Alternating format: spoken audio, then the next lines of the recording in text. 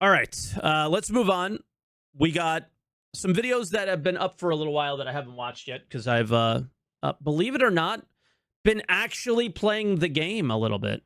So yeah, I haven't been reacting as much. This one's from Level Cap, his post kind of CitizenCon video. What's next for Star Citizen?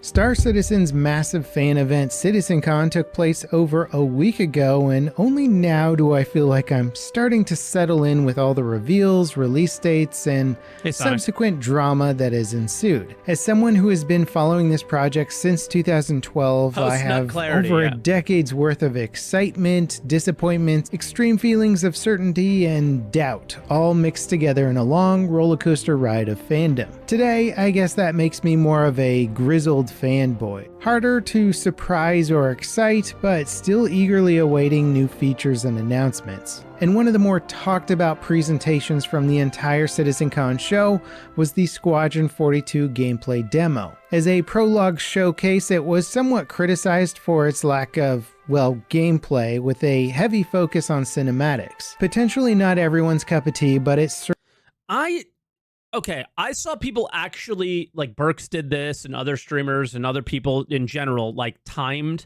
how long we were in cutscenes versus how long we were playing. I got a question. When you saw that it was like about 50-50, were you surprised? I was. And the reason I was surprised is because it didn't feel that way. Right?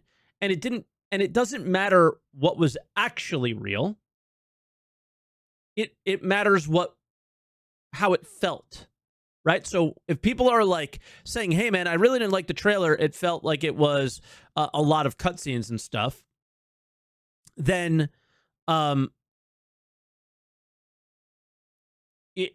that's how it felt, right? Even though it may have not been. People are kind of making their opinions on how it felt, their initial thoughts on how they perceived it at that time. And that's on CIG in a lot of ways of how they designed it in a way and it got perceived in a way maybe they didn't expect or something like that, right? It's not on them. It's not a mistake. It is what I liked it because I played Wing Commander games and I knew what to expect. This was it. This was what I was expecting, and I really enjoyed it just personally. But yeah. Certainly was mine. Sure, I may have cut some of the cinematics a bit shorter for pacing, but I truly loved every minute of what I watched. Yeah. Aside from the crashes when they did it live, that is. And it was the first bit of Star Citizen media in quite a while that I felt really excited to share with friends who were maybe not so closely following the project. In fact, so many people are still only aware of Star Citizen from the negative headlines that pop up from time to time that's made it so well known over the years. Part of me thinks that's good. I kind of like the idea of people thinking that Star Citizen is this horrible thing that's never going to come out or whatever, right? Well, it's only good if CIG delivers. We don't know if CIG can deliver yet. They've never delivered on anything in the way that they said they would, at least. If CIG delivers on a really good Squadron 42 experience, that is going to rebound Star Citizen in a lot of really positive ways and start some sort of redemption arc, with the general gaming community. But it'll only kickstart it. It'll only work if the PU is enjoyable and playable by the time Squadron comes out. I had this thought the other day, and I never said it to anybody until right now, and I'm curious what you guys think. What if Squadron, and I don't think it is, but just throwing it out there, it's stupid. But what if Squadron will be ready earlier than 2026? Not in 2025 necessarily, but what if it's ready early in 2026, but Star Citizen isn't? Because when Squadron drops, Star Citizen has to be in a playable state. If CIG is how CIG has been, which is this to me at least, this evil marketing machine that doesn't give a shit about anything other than the next funding drive, which is honestly how they've been operating for a really long time. They'll definitely be on different branches. Oh, yeah, 100%. I'm talking about when Squadron drops, they need to be able to transfer people once they've played through Squadron to Star Citizen, or Squadron, no matter how good of a game, will not succeed as well as it could have, right? So whatever patch that we get, or whatever patch we're on when Squadron drops, will probably have 0 new features in it and will come with an incredible initiative around quality of life, performance, and stability. And Squadron will not drop until those 3 things are in at the best of their ability. Is what I was thinking. And it's not cope. It's not cope. It's not thing like I'm not hoping they will do that. I just think that if CIG is going to drop Squadron, they want to be able to transition you to Star Citizen, right? It's not coping or anything. It's just reality. And like, say for example, Squadron will drop around 4.10, right? Or 4.11. Let's say that. And then 4.10 is supposed to have 15 features in it. But 4.10 got delayed until around when Squadron drops. What they'll probably do is they will gut that entire patch of all of its features, spend all of the development time for that patch cycle on quality of life, bug fixing, and stability. And that's it. That's what I'm saying. And being able to throw that trailer over to... Just a dumb idea. I know it's probably not true. They're not going to integrate Squadron 42 fixes while fixing Squadron 42. The integrations will come after Squadron 42 launch. No, you're not understanding me, Christian. At this point, I'm pretty sure Squadron ships and changes and balance are going to be separated from Star Citizen's ships and balance and things like that. I think Squadron's probably going to be pretty set in terms of like what they want to do and fixes from it. I'm not talking about fixes. I'm talking about just having Star Citizen playable and not having the experience we have today of lots of instability, nothing to do, that kind of stuff. Someone who's never seen anything about Star Citizen and watch them do a double take and go, wait, is this the game that's supposed to be fake? Is satisfying to watch. The quality of the presentation is just simply stunning. It reminds me of when Ubisoft called Skull and Bones a quadruple A game, exceeding the bounds of what AAA stood for. And naturally, I don't know if Level knows. But CIG dev Brian Chambers coined the term quadruple A about 3 years before Skull and Bones ever said it. He called Squadron 42 a quadruple A game. Everyone mocked them for it, and rightly so. But now, having watched Squadron 42's gameplay demo 3 times, it truly does stand out as some of the most impressive visuals and scope that I've seen from any project. I've only watched the demo live. I never watched the pre-recorded one or whatever. Made even more impressive by my knowledge that all the ships shown in this demo are fully modeled and detailed from inside to out. Now, since CitizenCon, I've also... Any X's for doubt that all of those are fully modeled with detail on the inside? I'm in a hard doubt on that one. More or less come to terms with the gut punch that was the 2026 release date for Squadron. I'm not happy about it, nobody is, and frankly, it makes me wonder if they'll even be able to hit that release date. But Yeah. I've played very little Star Citizen so far this year, so it hasn't really been a main source of entertainment for me. So yeah, like when new stuff comes, sometimes Level will message me, especially if it's industry related stuff, and he'll be like, "Yo, you want to like hop in and play?" And he hasn't done that once this year because nothing's really happened. really, I've just settled back into my waiting mindset, which isn't any different from how it's been all year. That said, the recent con has clearly inspired the next wave of fans to get all hyped over the promised content and features. CIG's funding goals don't seem to be slowing down, so hopefully that means they have what it takes to push Squadron 42 over the finish line. Now, I will say it's been interesting to follow along with the community regarding the concerns based on announcements from CitizenCon. The long-awaited clarification on how ship insurance was going to work was unfortunately poorly explained during the show, leading to a frenzy of questions and explanations that explained some things and made it confusing for others. I think the post by Jared was pretty solid and cleared up things. I just don't think it's a good solution though. We literally have an insurance flowchart made by the community now to help people understand how it's actually going to work. It's like real life insurance. You have to study it just to know if you're even covered and under what circumstances. One of the upsides when it Yep, I have no idea if we get hit by a hurricane, if my house comes back or not at this point. What will they? I don't have flood insurance because we don't flood here.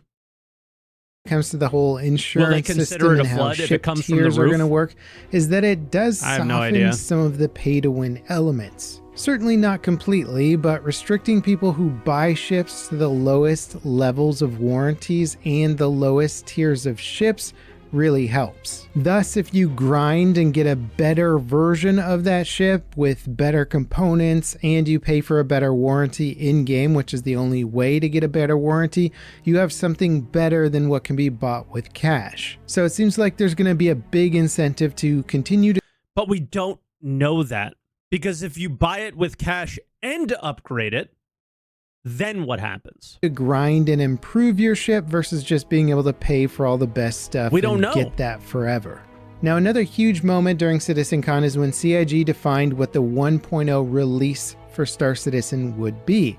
And it meant that the game would only have 5 systems versus the original 100 systems that were promised during the initial crowdfunding campaign. And surprisingly, there was very little complaints about this, since many players I think know that it wasn't in fact a downgrade from the original promise. With those original 100 systems only having planets that had landing zones and not being fully explorable, it seemed like a much shallower promise than 5 systems with completely explorable planets and much more depth. And it seems like the community is pretty much in full understanding that 100 systems with the depth that, say, Stanton has right now is virtually unachievable, at least. It is. It's 100% unachievable. It maybe 10 years from now, but it doesn't have to be achievable.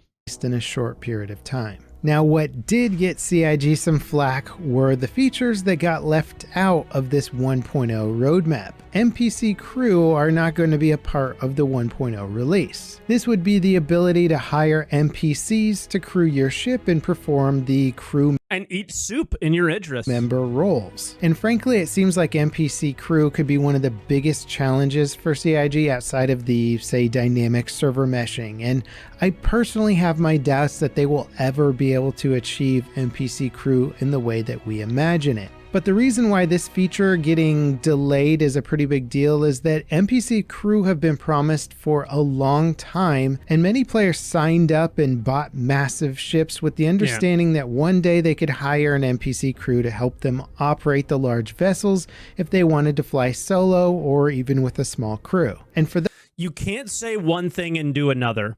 The thing that I find very ironic and funny is, as I have stood up on my soapbox, which is my Twitch stream, for many, many years, being like, damn, I really want them to do gameplay and not ship stuff all the time, right? The members of the community who spent thousands upon thousands of dollars on big ships trying to get an advantage or play the game however they wanted. You can look at them negatively, or you can just look at them as other human beings who have wants and desires and thoughts and whatever, right? So I'm not going to shit on them for their ideas or why they spent money. CIG allowed it. So that's it. Again, if you're going to point at in any direction, you should point at CIG. The getting on their soapbox now and saying you can't say one thing and do another, but have told me for years it's an alpha, things are always going to be changing, you don't understand game development, all that stuff. I find those same people, all of a sudden, once it affects them and what they like and what they've been doing, all of a sudden they're upset.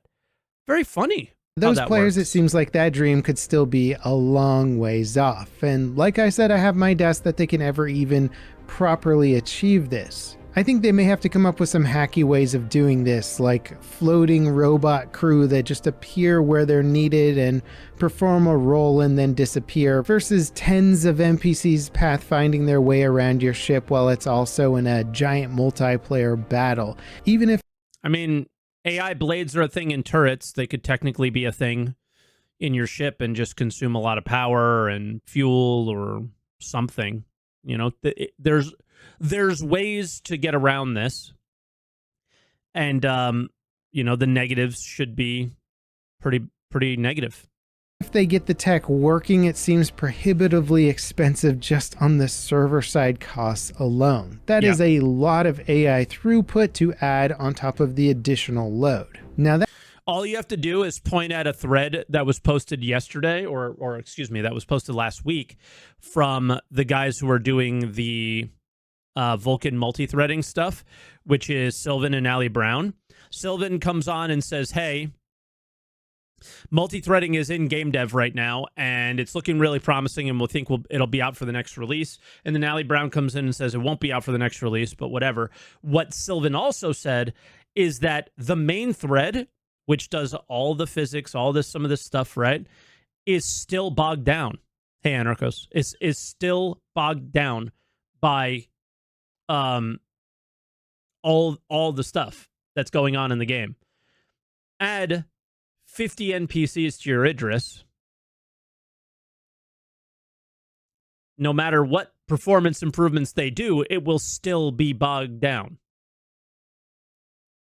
That said, at least the blades are still on the roadmap for 1.0, which will allow you to have kind of simpler AI options on your ship that can do things like auto-man turrets for you and perform simpler tasks. Now, after the extremely impressive base building presentation, where CIG showed off not only massive structures that players can build all over a solar system, but that they'll also include storefronts that other players can buy from, owners of the long-awaited Banu Merchantman capital class trading vessel pointed out that it kind of invalidated their ship's purpose of being a traveling trader ship with storefronts built into the vessel itself. How do we feel about the Banu Merchantman now, man?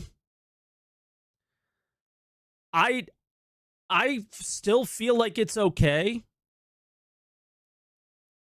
Because when your ship gets attacked, unlike your base, you could leave. It'll probably have really good shields, right? Doesn't the Banu Defender have very special shields that harden? Banu Tech, perhaps. What do you guys think about the Pioneer? Is the Pioneer hype? And when you answer that question, why is the Pioneer hype or not hype to you? If Pioneer's sick, why? Both of these are all imagine, to be fair, right? We're just imagining right now.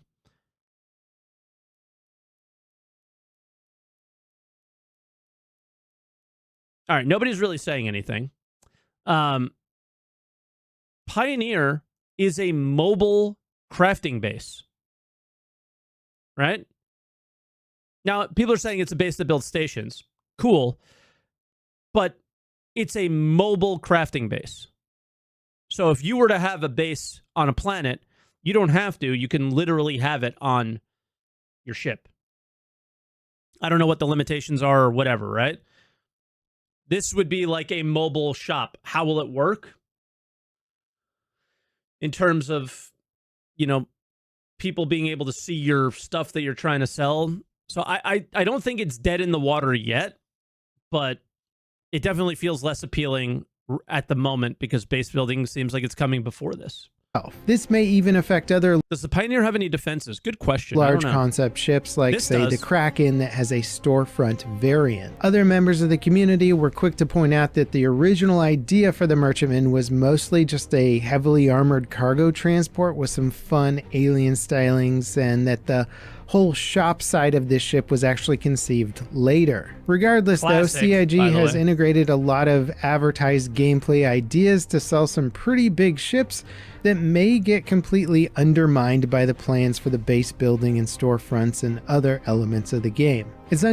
So, let's talk about that for a second. For the people who come in and say, well, the original concept of the Banu Merchantman was this, and then it became that. Okay, when did it become a mobile mall? Let's just, I don't know the actual date. Let's just say 2018. 2018. Are you blaming backers for being upset that may not have joined this game until 2020 or later, which a lot of people have, because they didn't know what happened in 2015? But the original concept doesn't matter. What is it now is the only thing that matters. And at some point, you can't keep changing what it is. You can't change it. You got to stop changing things. You have to decide what it is and stick to it, because you sold it for real money. You can't keep doing that. The Galaxy, the Banu Merchantman, the this, the that. It happens all the time. You cannot keep doing that. You cannot draw a ship, say what it's going to do without knowing if you're capable of doing it, finding out that you're not, and then going, whoa, whoa, whoa, guys, game development's really hard. No. No. You're marketing, and that's all you care about, and that's it.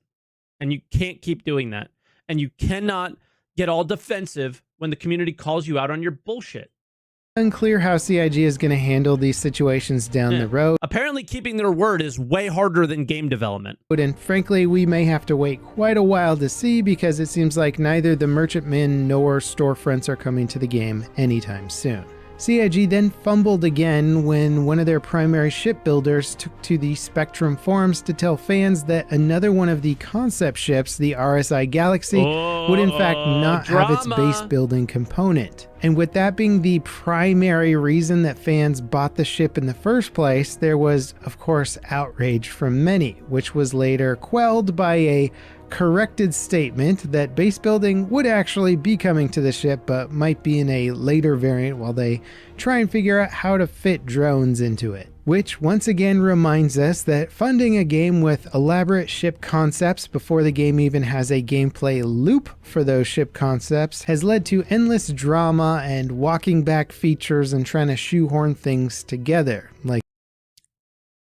I couldn't say it any better, so let's just listen to that again, actually. Once again reminds us that funding a game with elaborate ship concepts before the game even has a gameplay loop for those ship concepts has led to endless drama and walking back features and trying to shoehorn things together, like a reclaimer claw that is now a giant beam weapon. And yep. I doubt that this is the last we'll see of ship downgrades as the reality of Star Citizen starts to sink in. Now, look at this fucking picture. The bags don't even come from the top of the prospector. There's a tube in the way. That's not even how it works. And you can't even take the bags out right now.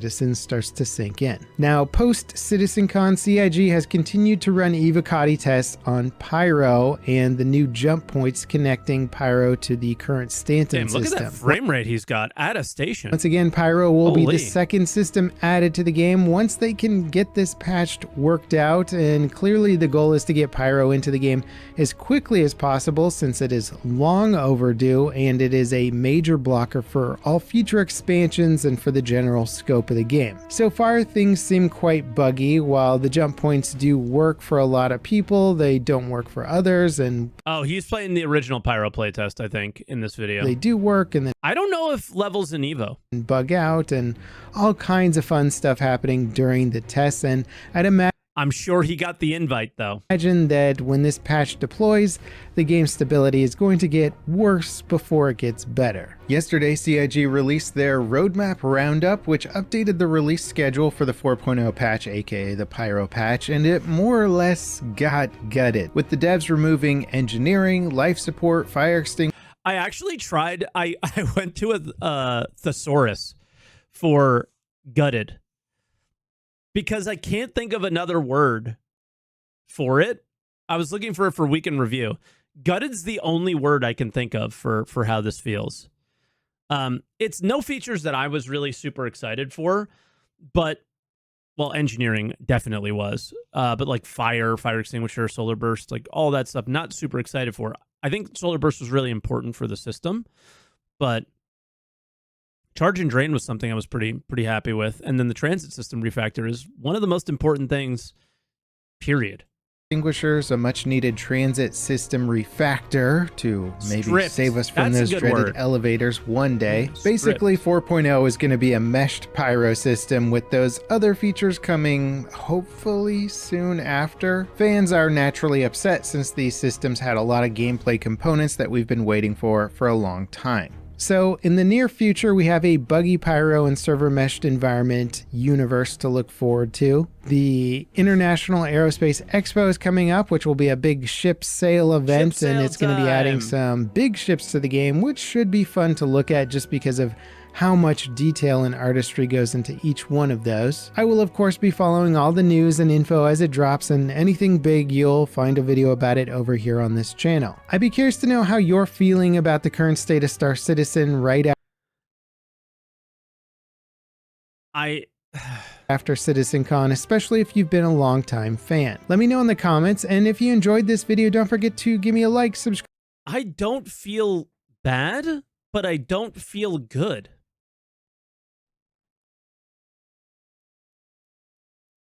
And then I feel great, and then I feel bad again. This is the weirdest CitizenCon that we've had. Like, I'm all over the place, but we know a lot of the features are far away. There's nothing on a roadmap anywhere that's like hinting at things that we saw at CitizenCon, really. Obviously, you know, server meshing's the focus and the priority. I think right now, how I feel straight up is the moment server meshing is like out in the wild and is not the way it is now, I think I can shift my attention to everything else. But until it's out in the wild and somewhat functional, none of it matters or means anything. It doesn't matter what you say, you do, what your intentions are, nothing. None of it means anything. So that's kind of where I'm just stuck. My mind is like strictly there and nowhere else. Subscribe for more content like it and ding that notification bell to beat the YouTube algorithm really with far me. Away. Next up, check out my CitizenCon 2024 breakdown where I take 14-ish hours of content and turn it into a hopefully digestible video. As always, thanks for watching, and I'll see you next time. This is Level Cap signing off. All right, that was good. Another great Level Cap video. I could listen to him say that about the spaceships over and over and over again on loop for hours. And that should just be on loop in the CIG studio over and over again, and they should have to hear that all day, every day until they start figuring out that it's not a good idea anymore. Right. And yeah, but overall, like CitizenCon made me so excited to play with my org. And honestly, I still have that excitement, just kind of waiting for the hotfix to go on live because live is so bad that we can't play. And we're just waiting for the hotfix so we can. A lot of people in the org are still super hyped and excited to be playing. I'm not at the moment. I'm just waiting for the hotfix, and I want to get in there and start mining and start thinking about how our org will be for when these features come in. But that's really the only thing that I am still hyped for from CitizenCon is that their intentions for orgs are where I sort of want them to be, and their intentions for competition between orgs is really where I want it to be. Whether or not they deliver that in a reasonable amount of time, I think we know the answer to that and what that will be. Everything we saw at CitizenCon was very mocked up. It was significantly less polished than what we saw at CitizenCon last year, which means look at how this year went. If everything was super polished looking at CitizenCon last year, which made us all think that it was coming soon, none of this was. So it's probably not coming anytime soon, right? But what's next, which is the title of his video, it's just some stripped down 4.0, and then we don't know. And then we don't know, which is both exciting and scary at the same time.